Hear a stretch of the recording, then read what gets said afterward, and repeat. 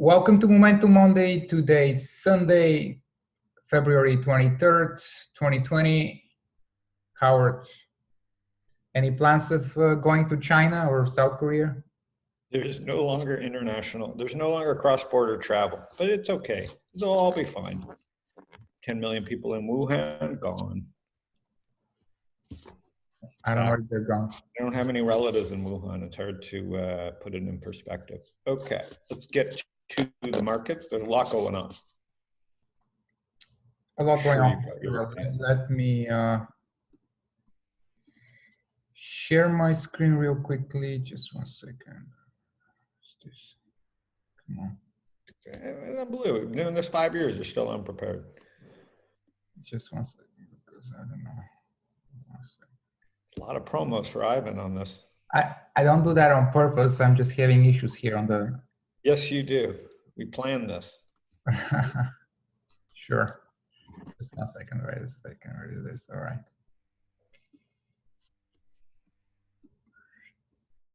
Okay. All right. All right. So the S&P 500 and the Nasdaq 100 definitely had two back-to-back distribution days late last week. The newsfeed says it's because of the coronavirus. I'm not sure what the reason is, but we're certainly seeing, and we saw a heavy sell-off with quite a few leading sectors, especially semiconductors and software, and interestingly, many of them had really strong initial reaction to their earnings. So that's interesting. That was the leading stock. Okay, so AYX. I saw a breakout, and I haven't been. Friday was nasty. I didn't really feel it because it was busy. But yeah, Friday I was reading was nasty. Yeah, someone posted that the market has been down almost every single Friday in 2020, and if you take the S&P performance just on Fridays, it's down more than 5%. So I guess we should close the market on Thursday, right? Well, I think as the virus spreads and as it's just getting closer and closer to election every weekend. There's rumors and misinformation. I mean, obviously everything out of China is misinformation. So the price is what you got to look at. We talked about it last week. There's froth. If we look at space, Virgin Galactic, it's a comedy. No matter how long term your vision is, this is what you see at tops, not at bottoms. Same thing with Tesla. I think Tesla in 10 years will probably be higher, but what we're seeing is, Tesla's just amazing at this point. So I can't. Yes. Ballard, Plug, all the same famous frickin' energy or fake energy plays are having, and you were like, whoa, look at this run, and then go back and look at the monthly on Plug, and every peak in froth has happened around these stocks. Now the base in Plug, I remember Plug 20 years ago in the 90s being a play. So maybe this time is different for solar. I was seeing this, I just saw the stat Vanek was saying, that's my dog. But yeah, people really need to keep this for the next correction. The volume in solar and these breakouts is really interesting this time. And it coincides with Tesla for sure. So there's solar, that's the TAN is the solar ETF. There's Plug Power, and you pulled up the Ballard one. Yeah, I mean, almost anything related to solar has done really well. List, yeah. And the exception of wait a minute, can you pull up a monthly of that one, Ivan? This one is 1,000% really in the past. Oh my God. It's been an insane run. But then if you pull up something much more popular like First Solar or SunPower, they're not doing as well. Yeah, because they're in that semiconductor more. Go pull up that EMPH. Oh, how did we not cover this? We've covered that before. Okay, give me, what the hell do they do? Solar, photo, energy solutions. Yeah, SCDG as well is been on a big run. Yeah, it's a stock that I've covered before, and I kind of got I got taken out in 18 on that move to all-time highs and just completely reversed and didn't stick with it. And Yep. CSIQ also kind of acting okay. If you take a look at really on a you got to really understand the space. Again, solar is much like any energy. You really got to understand it. But if we look at Microsoft, it's now bigger. I just saw this from Jan van Eck, who's kind of a commodities, family of ETFs, and the market cap of Microsoft is now bigger than the whole energy sector. So I'm not saying that you got to go buy energy. I'm just saying like the move in Microsoft, Apple. So it's bigger than the whole energy patch, the market cap of Microsoft. So I don't know. That doesn't mean Microsoft's going down, but or energy's going up. But I think it gives you relatively,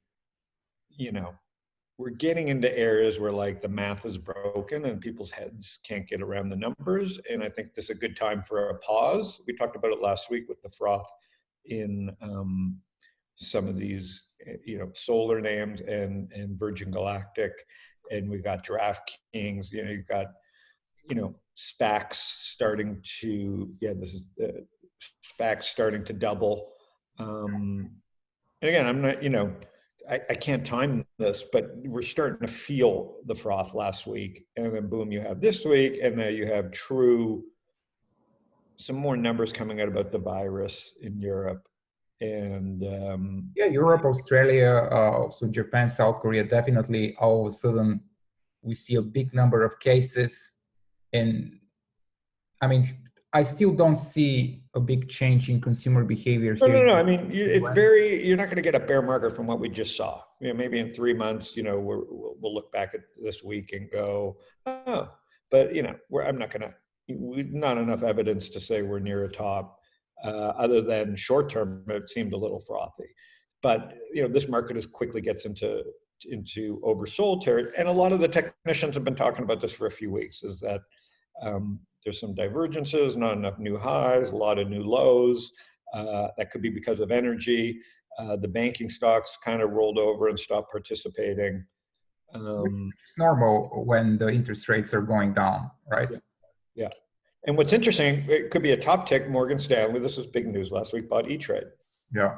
And I kind of get it from if you're Morgan Stanley, but like, it's just, to me, it's just paying top dollar for assets under management. And unless rates, gently start moving up, I think this will be a disaster of an acquisition. It's probably accretive to Morgan Stanley now, but kind of, I don't know, don't love the idea. You're buying a brokerage 10 years after a boom, as commissions go to zero and as passive index, so I don't get it. I mean, I get it. Congrats to the people that kind of, played that, but I don't see it. And then this weekend you've got, we talked about there's going to be way more mergers, and today it was Intuit buying Credit Karma. Yeah. So another fintech deal. You can see the incredible run. $1 billion. Yeah, I mean, I have that app, and I'm always wondering, how are they making money? Well, they're selling leads. Credit Karma or Quicken? Credit Karma, yeah. Yeah. So Credit Karma, they just paid $7 billion. So we're gonna have another merger Monday. The venture, and again, we can be bearish about this, but here, the way I see it, you just put $7 billion of cash back into the system that was just not being utilized well. So now, the people at Credit Karma, all the employees and all the investors, unlike 99 where they're going to go buy, stupid things, and now they're going to just invest the money. So back in the 90s, this was all about, buying expensive items. In 2020, this money is freed up, which is just sitting in Quicken's cash, earning 0%. And now that money gets multiplied by sticking it back in the hands of founders. So I kind of love these cash deals because the multipliers, in the world of software, you would just release $7 billion back into people's hands that are going to spend and invest. Whereas it was just sitting on Intuit's bank account. doing nothing. So I think you're going to see, I talked about at the beginning there, you're just going to see massive, even if we go into a 20% correction, you're going to see massive amount of merger Mondays. It's going to continue. Microsoft could buy all the energy in the world right now based on their market cap. You have low interest rates. You have accommodative, global monetary easing both in China and the United States. So what, other than solar, Ivan, anything like from swing perspective, or are you being conservative right here? Well, right now I hold a large cash position, and last week I entered into some bearish positions. Like I bought some VXX calls for protection purposes, which already doubled on Friday. I started dabbling in some put options, but on the long side, currently the only sector that kind of looks constructively is biotech. I think restaurants look constructive too. Yeah, you can make the argument for restaurants. I don't care. I've been in just in general, but on Friday, biotech's held up great. Quite a few biotech stocks and the small caps in general held a lot better. And this is the difference between this current pullback and the pullback and the scare we had back in January when, again, supposedly the market sold out because of the coronavirus.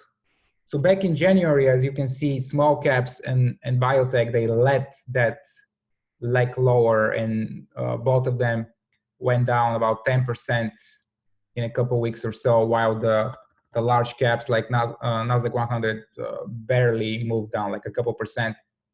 This time around, it seems like people are getting scared out of the real businesses, the large caps, the QQQs, and the S&P 500, while the small caps and the biotechs are kind of holding a little bit better, which is interesting because typically most correction starts with the biotech and small caps leading on the way down. Okay. Yeah, so, a lot of money hiding out in tech. Seems a little crowded. Maybe there's just rotation, not a complete rotation. Yeah, it could be just another sector rotation, yeah. Or if there's panic, things can get nasty pretty quick because sometimes market can give up in a week gains that have been accumulated for months. Yeah, this is the nature of the feels market. Like there is some distribution. If you look at that biotech, there's a lot of red. There's a lot of selling, since January. Yeah, but the price has held up. But if the selling persists, I would think this gets clobbered. And I think like looking at pull up Atlassian team. Did that reverse last week too? Yeah. So it looked like they were going to break out. I don't know. Could be nothing. But I don't think you got to do anything this week. I am like, I think I wrote about it last week. I'm like kind of not looking at new positions. I'm riding out what I got. And then this week was a little bit just all over the place. And you can see that the market kind of rolled up at the end of last week. Let's see. Could just be a week of noise again. I think people are really starting to pay attention to the coronavirus, like truly first time this week.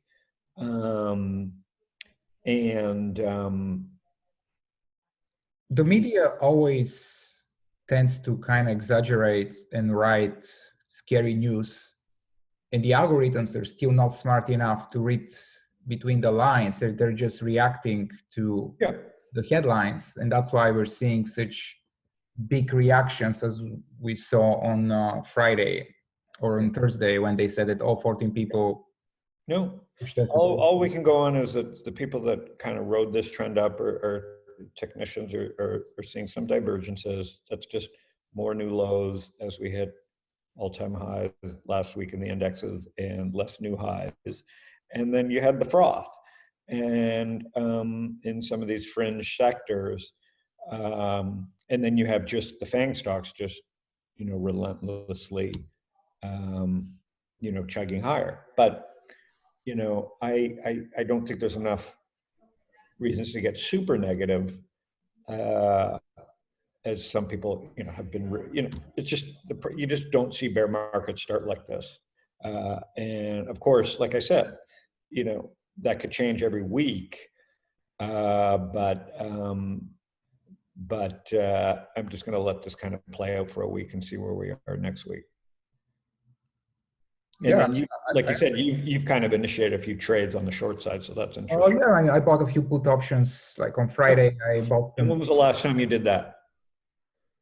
I mean, a long time ago. A couple weeks ago, I dabbled in some Tesla puts, which just went up 500% real quick, and I closed it. It was a quick speculative trade. Okay. But it's been a long time, and on Friday, as I said, I took a few bearish positions, really small size. Like I bought some put options in Apple, which doubled the same day. So I sold half, and I opened some other. Yeah, Apple and the semi. If we look at the semi index, I mean that's the China.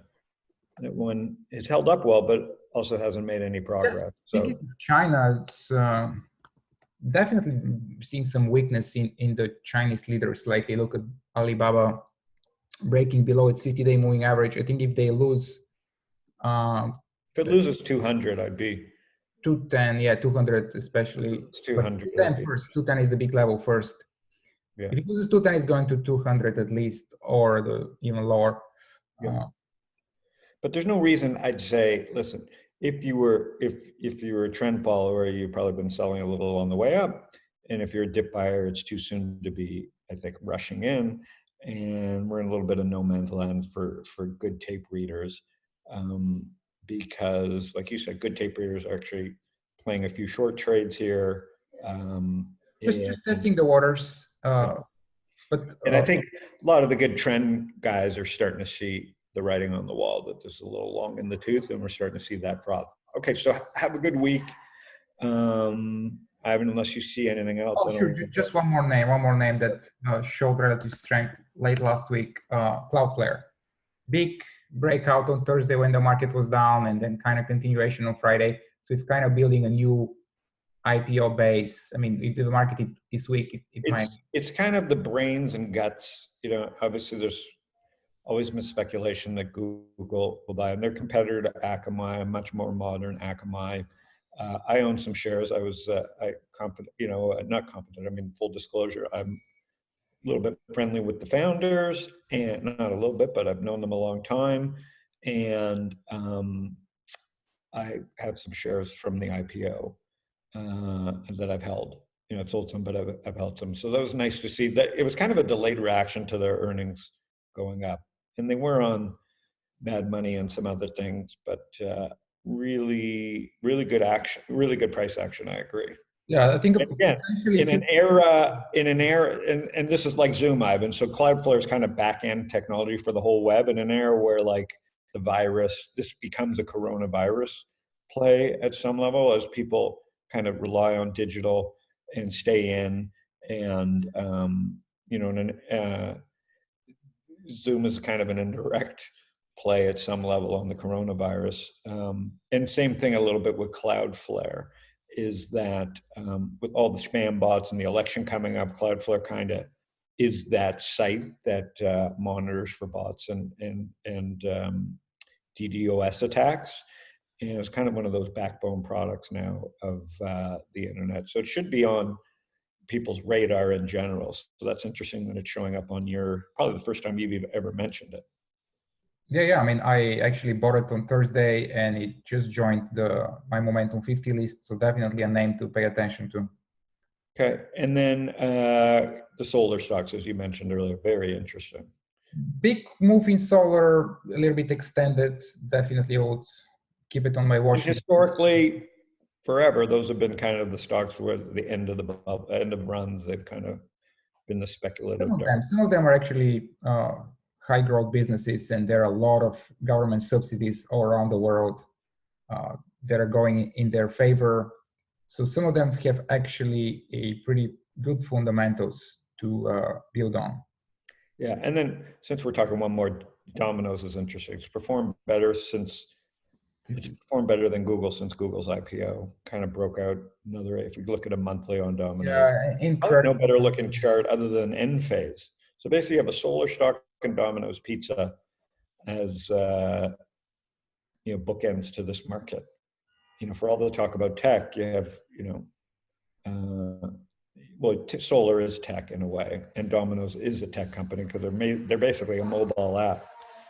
All pizza stocks have done kind of well. I mean, not Papa John's, not as well as Domino's, but do you know? Yeah. It's an incredible start since the crash. I don't even remember what happened, but I don't remember the last time I had Domino's, but they must be doing well internationally. Yeah, I think internationally, I think their mobile strategy is been the best of the restaurants. Okay, have a great week. All right, you too, Howard.